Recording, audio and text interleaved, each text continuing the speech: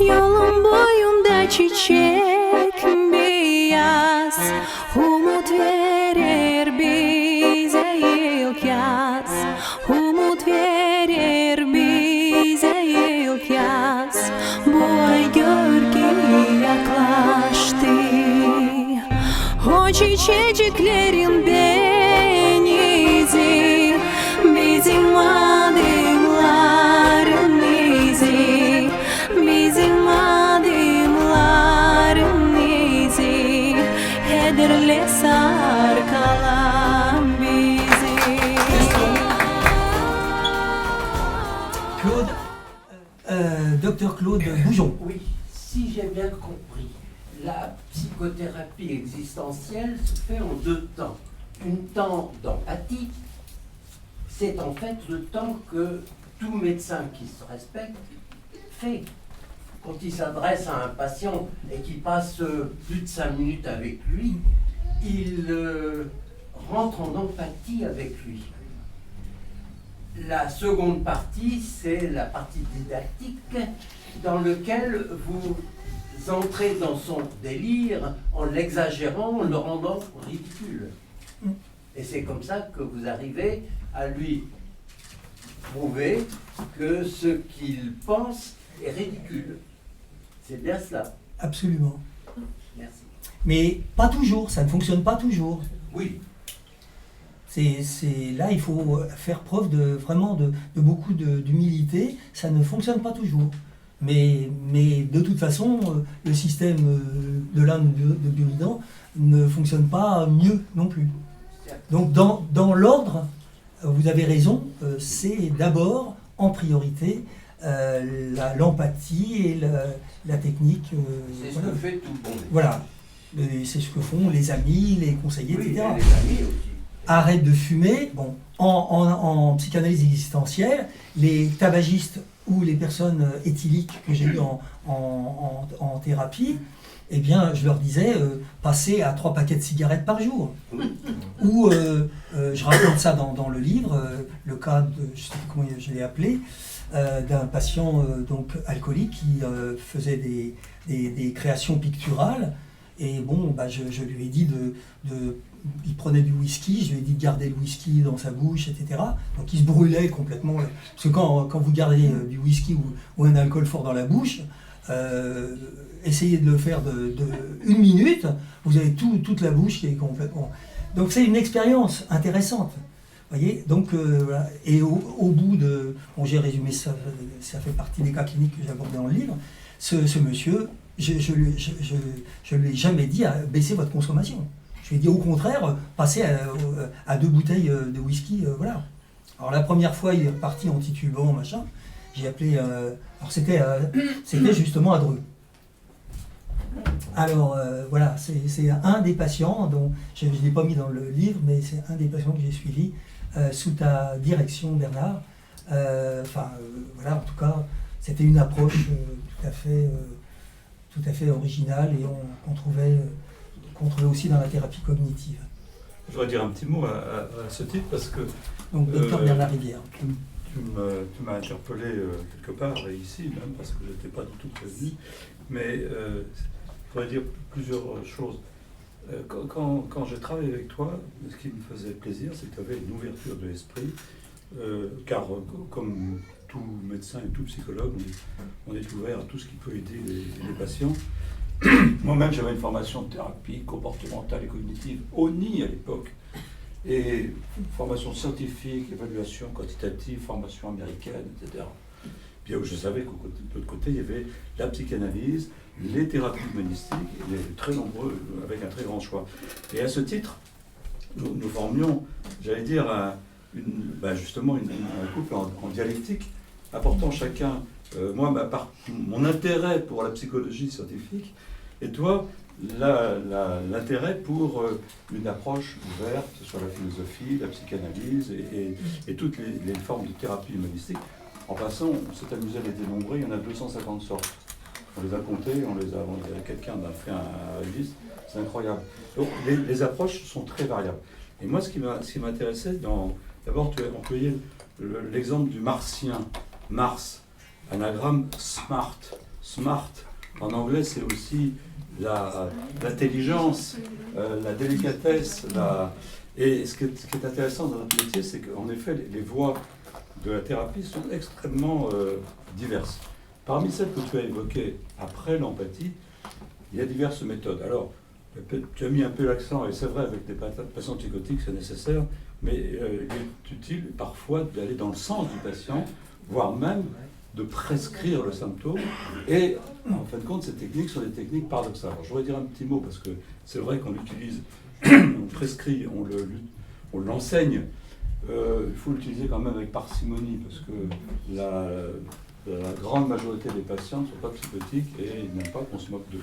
Donc, effectivement, dans certaines circonstances, ça marche très bien et je t'en félicite. En tout cas, en résumé, ce que je voudrais dire, c'est ce que j'ai apprécié chez toi, et vraiment, c'est cette ouverture d'esprit sur les différentes formes de thérapie, y compris la nôtre, qui est la thérapie cognitive, comportementale, scientifique, etc., qui a fait ses preuves et qui vient quand même, qui est un héritage de la psychologie scientifique. Et réciproquement, c'est de la philosophie. Tu as apporté une lumière exceptionnelle, moi je peux le dire, parce que dans nos métiers, on a fait la guerre avec Mars. Mars, c'est le dieu de la guerre aussi. Donc on s'est battu entre psychanalystes et comportementalistes. Et entre les deux, il y a une place pour une médecine humaine que tu as bien représentée, une psychologie qui est tout à ton honneur et surtout, pour ce qui nous intéresse, à l'efficacité pour les patients. En tout cas, bravo pour ton témoignage, ton expérience et tes livres.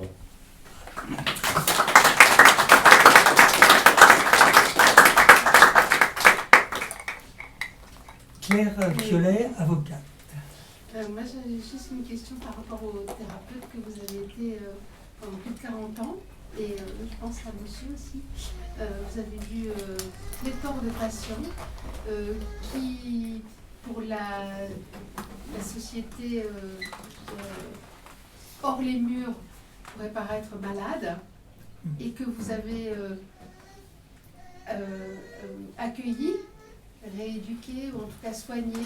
Et quels sont les moyens, je pense que l'un et l'autre, vous ne pouvez pas les compter, et forcément, mais comment est-ce que vous percevez ce retour? Vous avez cité tout à l'heure, je les ai revus dans le dispensaire où ils m'ont envoyé un mot, etc. Comment est-ce que vous percevez, de votre point de vue de médecin, thérapeute, ce retour d'expérience?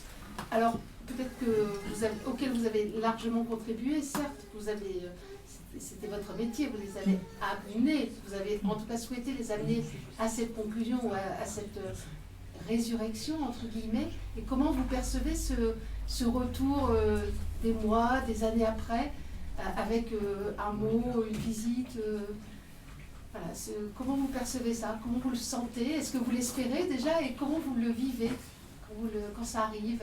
Moi, je répondrais simplement en un mot, la reconnaissance. Oui. La reconnaissance.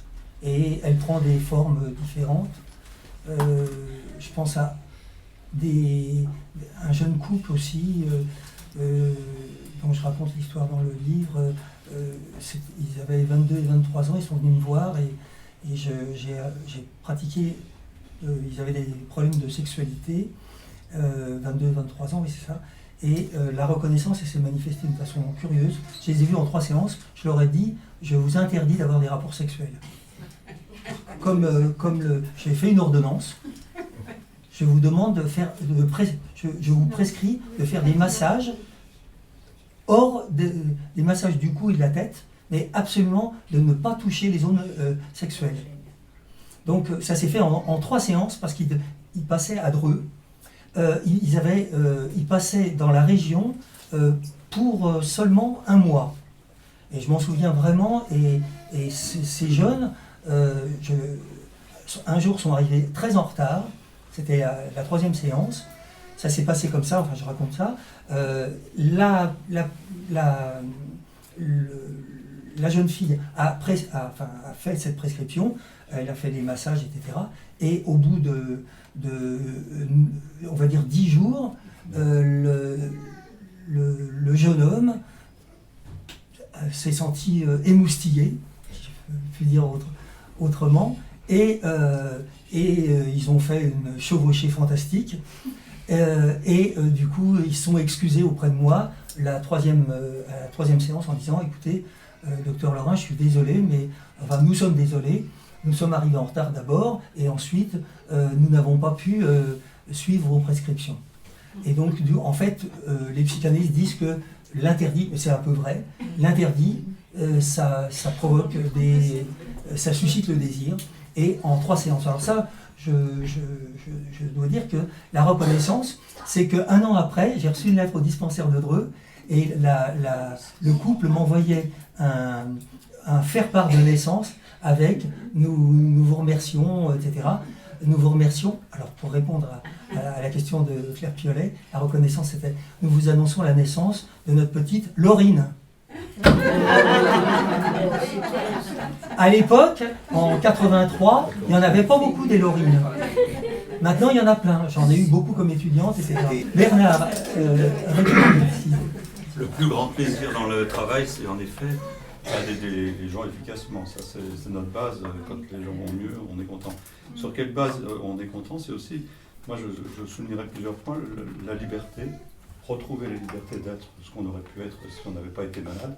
C'est se libérer des médicaments, parce que, bon, c'est vrai que pour la pathologie lourde, on ne peut pas s'en passer.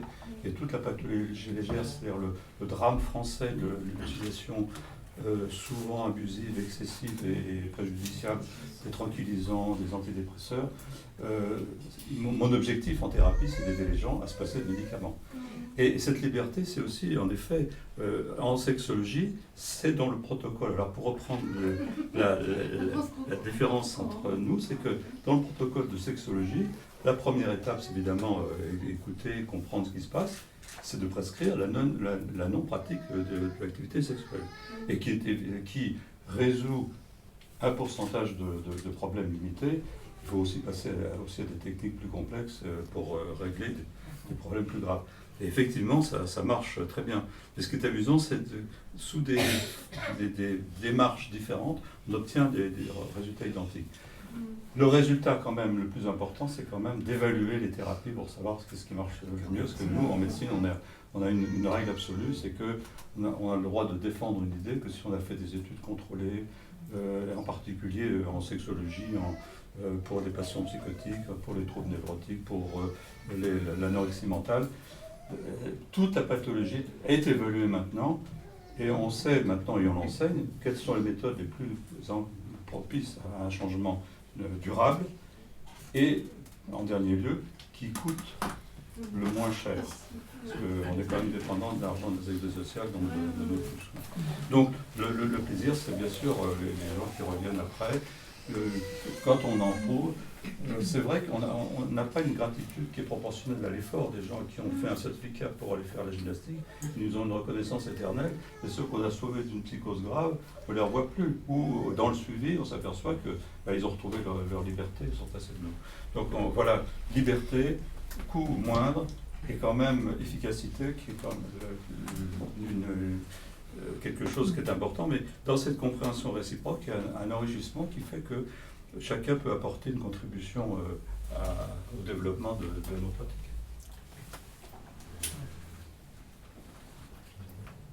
Les jeunes étudiants. Et tu n'as jamais essayé avec des malades de faire du théâtre avec leur délire, Ah, tous ensemble? J'allais, excusez-moi, du théâtre, et nous en avons fait avec Mireille Simon ici présente, et comme je l'ai dit tout à l'heure, elle a fait partie, elle a eu cette opportunité de faire partie de celles et ceux qui pouvaient créer. Et donc nous avons mis, je pense que vous pouvez peut-être dire un mot, Mireille, vous venez de petites minutes, parce que vous avez, pour répondre à la question de William, vous avez vous avez eu une expérience intéressante. Ça m'a sauvé en fait. Voilà, je vous laisse la place. Et puis nous pourrons voir les créations picturales, les tableaux, voilà, C'est pas grave. de Mireille. Merci Claude. Voilà.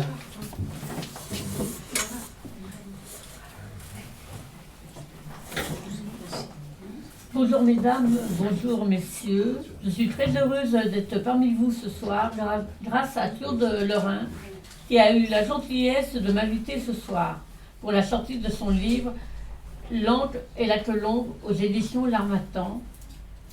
Je connais Claude depuis l'an 2000, quand il travaillait au CNP Paris 15. Il me suivait en tant que thérapeute. Ce fut une bonne expérience qui m'a fait sortir de ma coquille et que je n'oublierai jamais. Merci Claude. Ce soir, je suis parmi vous pour vous faire aussi découvrir une partie de mes réalisations que j'aurai plaisir à vous présenter plus en détail au cours de la soirée. Et pour finir, je suis ravie de vous retrouver et partager ce rendez-vous annuel avec vous et vous souhaite mes meilleurs vœux pour cette nouvelle année 2023. Merci à tous et à toutes. Bernard? Peut-être les jeunes étudiants quand même auraient la parole. Donc, non, moi je pense qu'il y a deux choses. Oui. Je pensais, avec le collègue de Dreux qui est intervenu, c'est une question. Si vous avez travaillé à deux, parce que c'est vraiment avec des paradigmes très différents, cognitivistes et médecine humaniste, enfin psychologie humaniste. Et puis la deuxième chose que je voulais, c'est une question aussi, d'information. Je me demandais dans les exemples que tu as donnés, c'est des exemples qui sont très ciblés sur la vie concrète, enfin l'exagération du symptôme, enfin c'est ce que j'ai compris, mais qu'en est-il quand par exemple un matériel vient, disons un patient évoque une bribe de son histoire vivante, pas une histoire morte, mais une histoire vivante.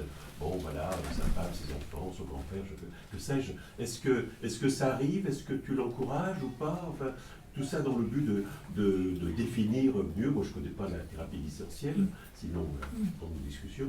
Voilà, c'est une question sur est-ce qu'il y a des matériels qui viennent de l'histoire vivante. Oui. Pour répondre un peu brièvement quand même, je puis dire que l'orientation pour laquelle j'ai opté, psychanalyse existentielle, elle est plutôt prospective, c'est-à-dire qu'on prend en compte plutôt l'avenir que le passé d'un sujet. Comme je l'ai dit tout à l'heure, le passé c'est de la colle ou bien du miel, mais bon, le passé c'est toujours quelque chose qui nous tire en arrière. Or, la théorie de Jean-Paul Sartre, c'est le sich vorwegsein qui reprend à Heidegger, c'est-à-dire l'être en avant de soi, toujours en avant de soi. Alors, ça, c'est chez Aristote, en fait. On trouve deux types de causalité, la causalité initiale et la causalité finale. Quand vous voyez une personne qui cavale et qui s'entraîne, qu'est-ce qui explique son comportement? Est-ce que c'est son passé? Si vous voyez un jeune de 16 ans ou 18 ans qui s'entraîne, est-ce que ce qui explique au moment, à un instant T0, ce que tu appelles sa vie, quoi, son expérience vivante? Est-ce que c'est son passé à 16 ans, ou est-ce que c'est pas plutôt la causalité finale, à savoir qu'il s'entraîne pour peut-être garder la forme, mais aussi peut-être dans la perspective de n'être pas ce qu'il est actuellement, mais d'être par exemple aux Jeux Olympiques ou de réaliser un exploit, etc. Donc ce qui explique à un instant T son comportement, c'est pas tellement son passé et son enfance qui risque de lui coller, etc. On peut toujours parler du traumatisme, etc. Bon, peut-être qu'il a eu un traumatisme. Mais en fait, pourquoi ça s'intitule L'être et le néant? C'est parce que, en fait,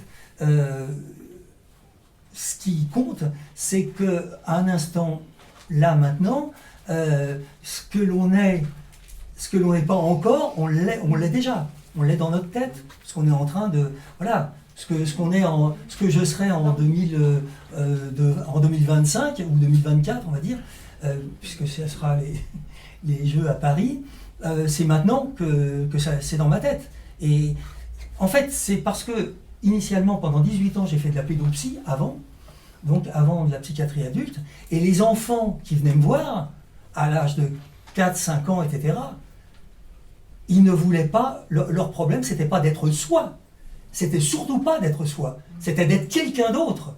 C'est d'être peut-être Schwarzenegger ou d'être fort, puissant. Voilà, c'est l'idéal du moi, comme on dit chez les Freudiens. C'était l'idéal du moi qui les propulsait. Et les ados me disaient, moi ce qui m'intéresse, bon c'est vrai que mon père il n'est pas terrible, etc. Mais ce que je veux c'est devenir ceci, cela, etc. Voilà. C'est pour ça que je fréquente les astronautes, quand je peux. J'espère pouvoir repartir les voir aux États-Unis. Mais bon, que ce soit les astronautes russes que j'ai rencontrés, français ou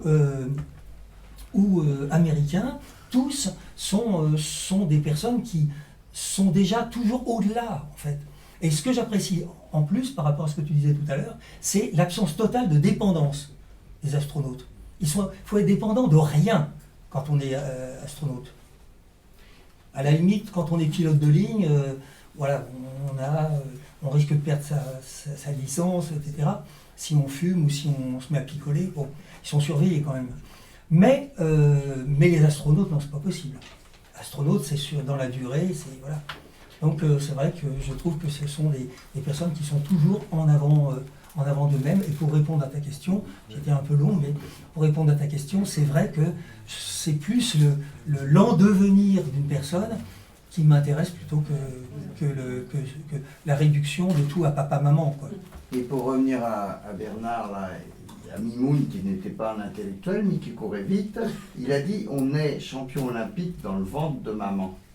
Voilà, mais c'est pas pour aller dans la prospective, hein, c'est tout un passé, un présent et un futur. Là, il y a un bébé qui peut peut-être nous en dire un mot. Ouais, peut-être. Où est-il? Je voudrais qu'on nous présente le petit Yuri. Non, laisse-le dormir. Ah, il dort. Yuri, c'est presque un cosmonaute. Hein. Bon, non, c'est pas encore un cosmonaute. Yuri. J'ai une question, mais plus légère. Oui. Pourquoi le choix de cette couverture, de ce tableau en couverture? Ah, alors pourquoi? Je n'en sais rien. Je pensais avoir la croix. Bon, j'ai regardé, j'ai trouvé que cette toile de Podkowinski, que l'on peut voir au musée national de Varsovie, était émouvante. Je n'ai pas d'explication, simplement il y a une personne qui s'agrippe à un animal qui a des yeux. Moi ce que j'ai vu surtout, les yeux exorbités de l'animal. Et je disais tout à l'heure la phrase de Nietzsche, il faut un peu de chaos en soi pour enfanter d'une étoile qui danse. J'aime beaucoup cette phrase. Voilà. Moi qui suis toujours assez vif, on va dire, assez danseur. Oui, je le fus, oui. Et donc, voilà, je n'ai pas trop d'explications rationnelles, mais c'est mon cerveau, c'est mon hémisphère droit qui a choisi. Donc, si je vous répondais avec le gauche, peut-être que ce serait gauche, justement, de ma part. Ai-je répondu à la question? Bon, d'autres questions, parce que... Et que faites-vous pour les anorexies mentales? Alors, la réponse vient du docteur Bernard Rivière qui vient de dire oui, j'ai dansé avec Caroline Carlson, qui était anorexique. Oui, enfin oui, qui était anorexique. Et toutes les anorexiques, plutôt des filles, que j'ai soignées à l'hôpital Sainte-Anne et ailleurs, toutes s'en sont sorties parce que je leur prescrivais de se voir dans un miroir, de travailler avec le miroir et de faire une expression corporelle, du théâtre, de la danse. Et quand elles faisaient de la danse, et pas nécessairement du classique, parce que Carlson, c'était pas comme Pina Bausch, enfin c'est dans un autre genre, c'était pas du tout, c'était de la danse contemporaine et donc pas spécialement de la danse en tutu avec les voilà classiques. Et j'ai travaillé aussi, j'ai rencontré aussi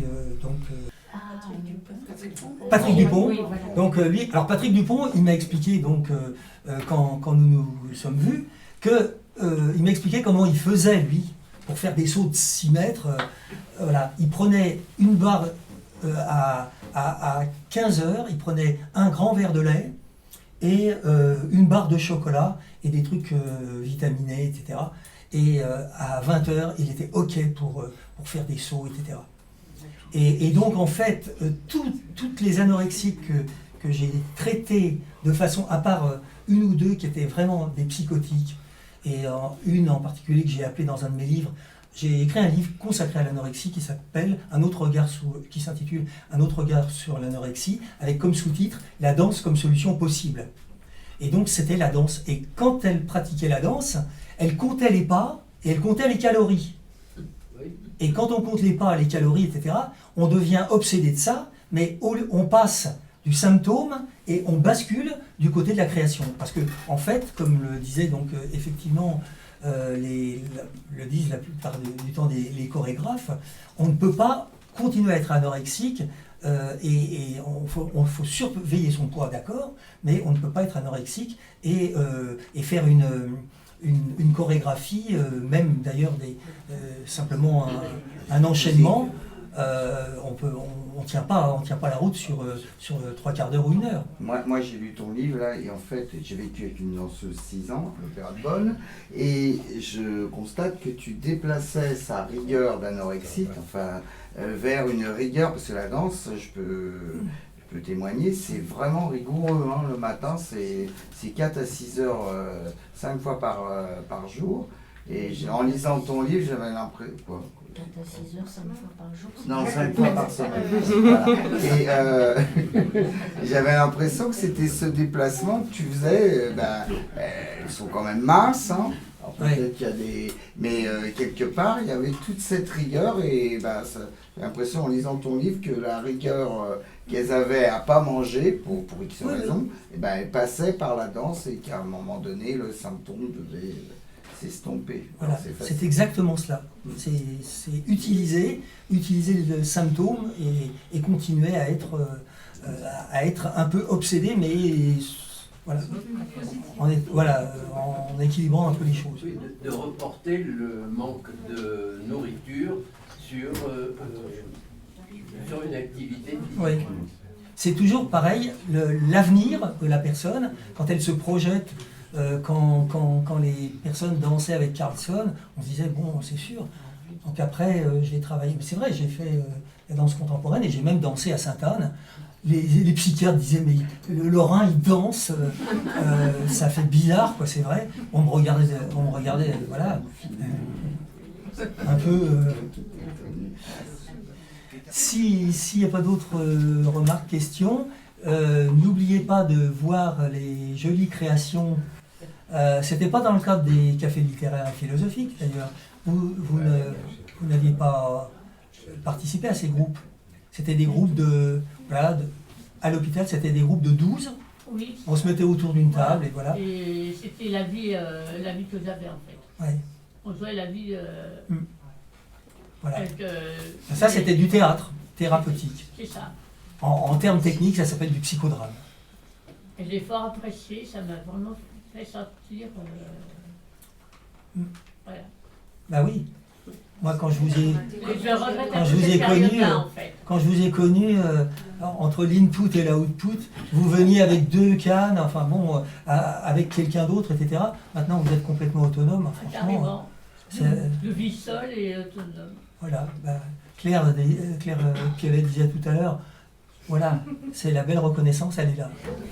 Et dans ces séances de théâtre thérapeutique, vous faites jouer au malade son rôle, c'est-à-dire que s'il se prend pour un martien, vous le faites jouer le rôle d'un martien. C'est ça, à peu près. Lui-même, avec d'autres personnes pour faire la réponse. Et j'avais besoin des étudiantes et des étudiants. Oui. Je prenais 4 étudiants en master et 4 étudiantes pour équilibrer. Et je me souviens d'ailleurs que il y avait, on pouvait jouer les frères et sœurs parce que vous avez une famille assez nombreuse. À rallonge, oui. Voilà, à rallonge comme vous dites.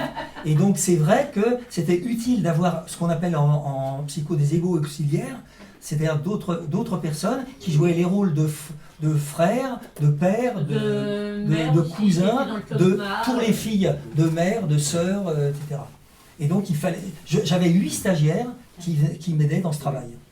Et c'était des jeunes psychologues.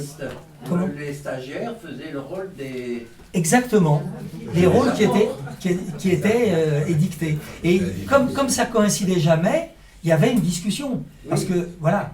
Et il fallait surtout que ça coïncide pas. Il faut pas comme au théâtre, chercher à ce que ça coïncide. Oui. Il faut chercher à ce que qu'il y ait Il faut le mettre un vis-à-vis gap, comme de on dit. ces contradictions. Oui, c'est ça. Mais t'avais construit une petite croix avec des clous, c'est bien. Moi, j'avais choisi un bon délire, le Christ. Le Christ. Ah oui, le Christ. Alors il y avait deux Christ. Bon, après je termine. Il y avait deux Christ en 99 parce que c'était juste avant. C'était un des délires qu'on appelle des délires mystiques millénaristes. Et donc juste avant l'an 2000, il y avait en tout dans tout Sainte-Anne, il y avait 12 Christ. Et dans notre service, dans le service de Françoise Gorogue, il y avait un qui prétendait être le Christ et un autre qui prétendait être le Christ. On les a distingués parce qu'ils en sont venus aux mains et ils se sont battus en disant c'est moi le Christ, et l'autre répondait t'as vu ta gueule,